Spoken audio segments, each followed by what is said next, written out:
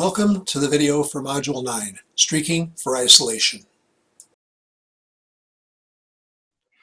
Now what I'm going to do in this lab module is I'm going to give you a close-up view from overhead that'll show you how to streak agar plates for isolation. The reason we need to develop this as a skill is because the patient samples that typically come to the clinical microbiology laboratory contain mixtures of many different bacterial species. Whether the sample is a sputum sample, a sample from a patient's stool, if it's a swab from a patient's lesion, if it's a swab from the back of the throat, perhaps thinking the patient might have strep throat. In all those examples and many others that I could list, the patient sample almost always consists of a mixture of many, many different species of bacteria. Most of those species we're not that interested in because many of the species that are found in patient samples are what are referred to as normal flora. They are the bacteria that we expect to be present in the sample even if the patient were healthy.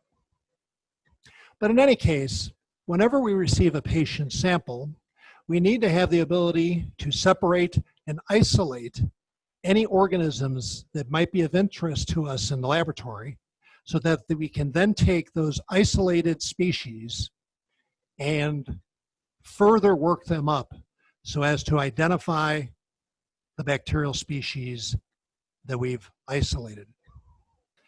Now, there are a couple of different ways that we can isolate bacteria on an agar plate. But however we do it, we usually refer to the process as streaking for isolation. Now, streaking for isolation requires a petri dish containing the appropriate agar, an agar that the bacteria in the sample will grow on. Of course, requires a Bunsen burner and the patient's sample. In addition, we need to have an inoculating loop that we will use to transfer material from the patient's sample to the agar plate. Now, in my demonstration today, I'm not going to be working with patient samples. I'm going to be working with pure cultures of two different bacteria, a gram-negative rod called E. coli and a gram-positive coccus named Cucuria rhizophila. I have the two broth cultures sitting here in the rack. Again, one of these is a broth of E. coli, the other is a broth of Cucuria rhizophila. In just a moment, I'm going to switch to a different location in the lab where I'll have the camera looking down from above, and I will demonstrate to you the proper way to streak patient samples, or in this case, broths, onto an agar plate with an eye toward separating and isolating the bacteria from each other on that plate. So in just a moment, we're going to switch over to the other location in the lab, and I will continue the video from there.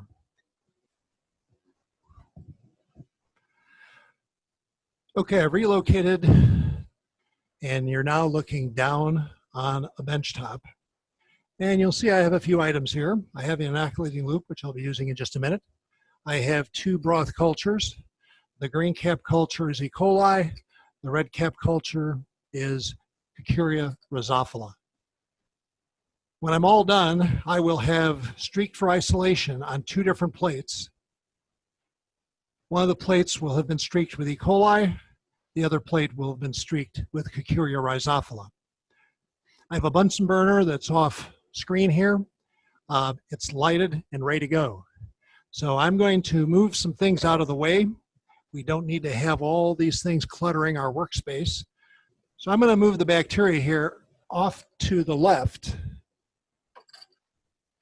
And as I mentioned, I already fired up the Bunsen burner, so I don't need the striker any longer.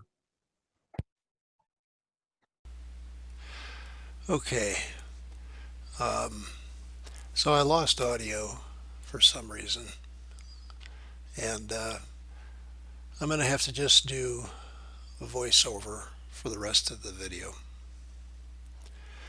So I have the diagram in front of me here, and I'm pointing out that the diagram on camera here matches the diagram that's in your lab manual, Module 9.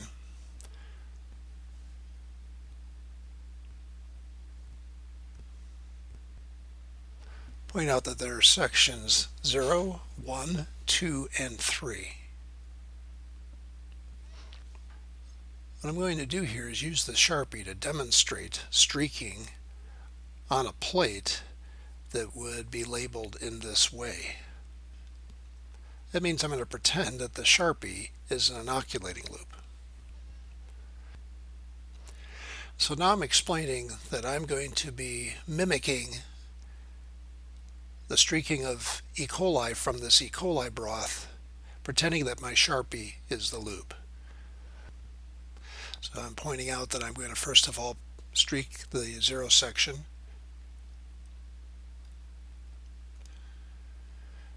So we're pretending that my Sharpie is the inoculating loop and that I've already gotten the bacteria on it.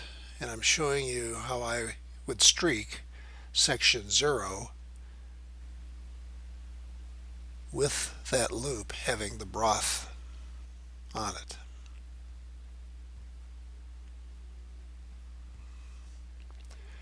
And then explaining that I would sterilize the loop and let it cool. After the loop has cooled, I place the sterilized loop back in section 0 and I streak to the right into section 1. I come back all the way into section 0, back out again into section 1, come back into section 0 about halfway, and then finish streaking throughout the rest of section 1.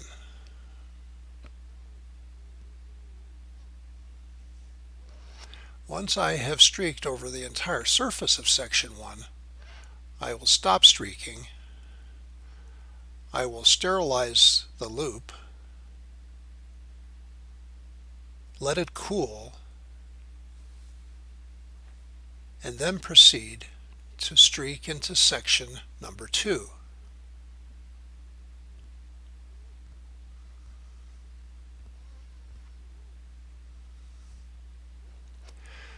I take the sterilized loop, I start in section 1, I drag gently across the surface of the agar into section 2, come back all the way into section 1, go back into section 2, come in about halfway or so into section 1, come back to section 2, and then continue streaking the rest of the way only in section 2. Once I have streaked over the entire surface enclosed in section 2, I will stop streaking, and then I'll sterilize my loop and let it cool.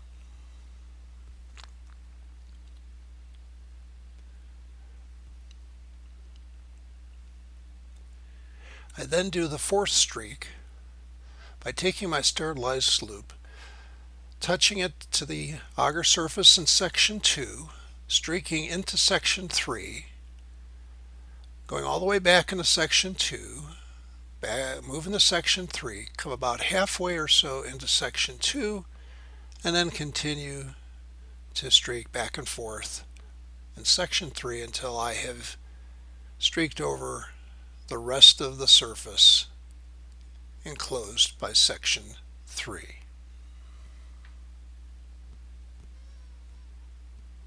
When I'm done, I'll sterilize my loop, and I have finished doing a streak isolation on the plate.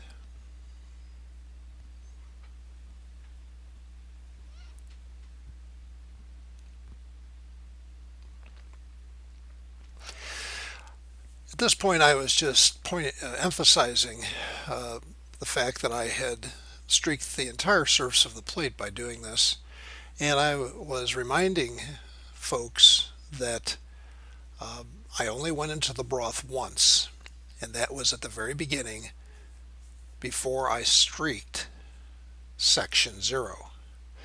And then after I streaked section 0, I never went back into the broth again. I simply sterilized the loop after finishing each section and then proceeded to streak the next section.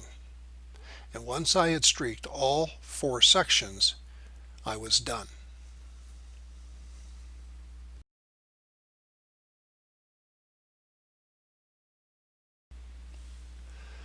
Okay, what I'm going to be doing next here is actually streaking a plate using E. coli broth. Here's the plate. It's labeled according to the diagram in the lab module. You can see that all the sections have been numbered 0, 1, 2, and 3. I have the plate sitting right side up, and what I'm doing here is I'm turning it over to emphasize that the markings on the plate are on the outside surface of the bottom of the plate, not on the top and not on the auger, but on the outside surface of the bottom of the plate. I'm also informing you that I'm going to do the streaking with the plate lying flat on the table so that you can see it more easily. I am flaming the loop and then letting it cool before my first streak. So here I'm grabbing my tube of E. coli. I'm flaming the mouth after having removed the top.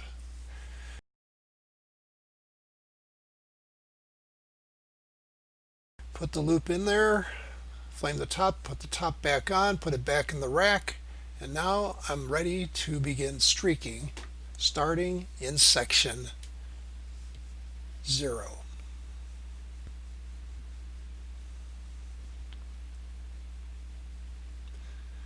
So I remove the top, rotate the plate slightly to make it a little easier to streak, and I gently press the loop onto the surface of the auger and streak back and forth in section 0. This is transferring the bacteria from the loop onto the auger surface. I'm now flaming the loop. I'll let the loop cool, and then I will proceed to streak section number 1. Rotate the plate a bit, remove the top. Now I'll take the sterile loop, I'll place it in section 0, and I will drag across and streak into section 1, come back into section 0, into section 1 again, back into section 0, and then finally finish the streaking in section 1 until I have used up all available space. Top back on, flame the loop, let it cool,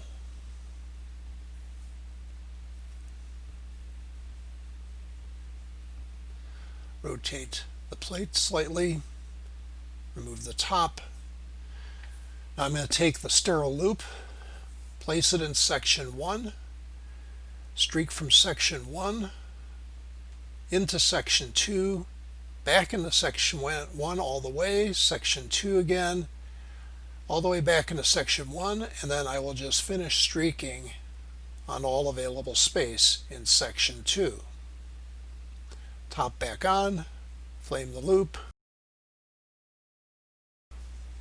let it cool, rotate the plate slightly, remove the top, place the loop in section 2, streak into section 3, back all the way into section 2, back again into section 3, about halfway back into section 2, finally into section 3, and then finish the streak entirely in section 3 at this point until all available space in section 3 has been used up. Put the top back on, flame the loop, and I'm all done. So you saw me do it using a Sharpie and a diagram, and you saw me do an actual streak isolation using E. coli broth and this tryptic soy agar plate. Now in this module, I did E. coli, which you just saw me do, and off camera, I did Kikuria rhizophila. It turns out E. coli grows better at 37 degrees, so I'll incubate this plate at 37. Kikuria rhizophila, however, doesn't grow as well at 37. It actually grows a little better at room temperature.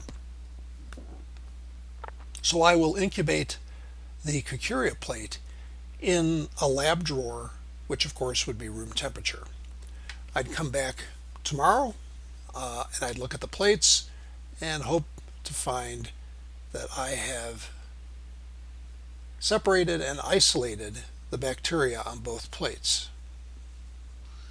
And then what I would find, of course, is that the bacteria would be growing as these what we call colonies. And I would pick a colony that was well separated from a plate, and I would inoculate sterile broth and then grow the bacterium in that broth. And hopefully all the bacteria in that broth would be the same as the bacterium that I picked from the colony. Because the idea is, by having streaked the plate and isolated the bacteria to grow separate colonies, each colony is the result of a single bacterium, so then all the bacteria in that colony are descended from that single bacterium and therefore are all the same. And that finishes up Module 9. Thank you.